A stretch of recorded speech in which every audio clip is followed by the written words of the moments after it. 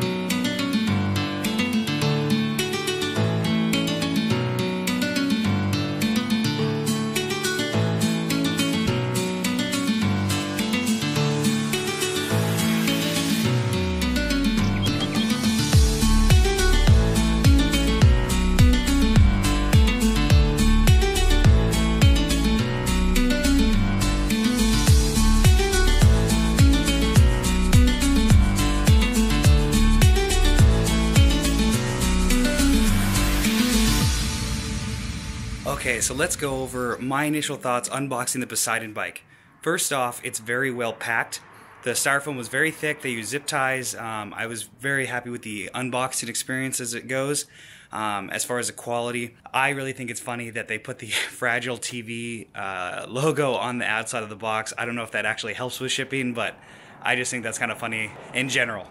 So let's now delve into the small little details that I noticed that I'm impressed with and what else I think about the bike, just seeing it for the first time basically all built. So initially, really impressed with how smooth these welds are. Being an aluminum frame with a carbon fork, it does look really nice. The only area you're really going to see welds is down in the bottom bracket area, but that's basically how it always is, since it's almost impossible to try to smooth those out in that joint.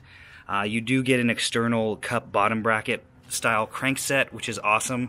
That definitely adds to the stiffness of the bike. You're looking at Shimano Claris, being the budget that this is $600. That's pretty much what you come to expect. 35C Kenda tires. These are the small block 8s, and I'm happy about Poseidon doing the right thing and listening to me and Pathos pedal about the gearing.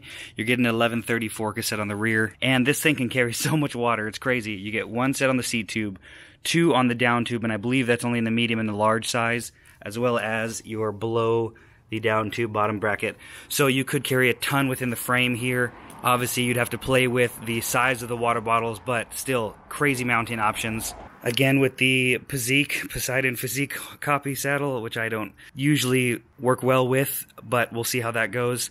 You get a Poseidon branded handlebar. The reach looks a little long, but the drop isn't too bad. And for everybody who wants to know, this is a size large. I am 5'11", and this seems to fit me pretty well. I do have pretty short legs for my height, so I'm worried about the standard of height once I go to a bigger tire. Initial impressions, very impressed and excited to try this out.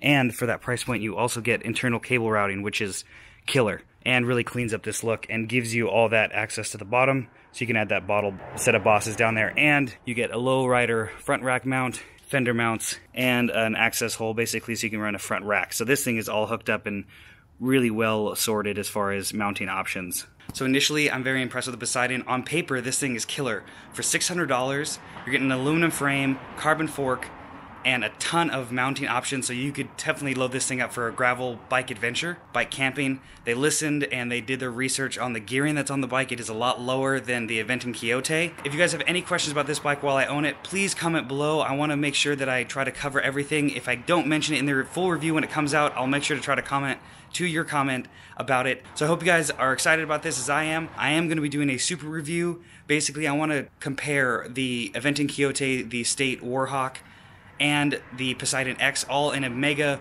what's your best $600 spent for the gravel category review. That will be coming, so make sure to turn notifications on and hit that subscribe button down below.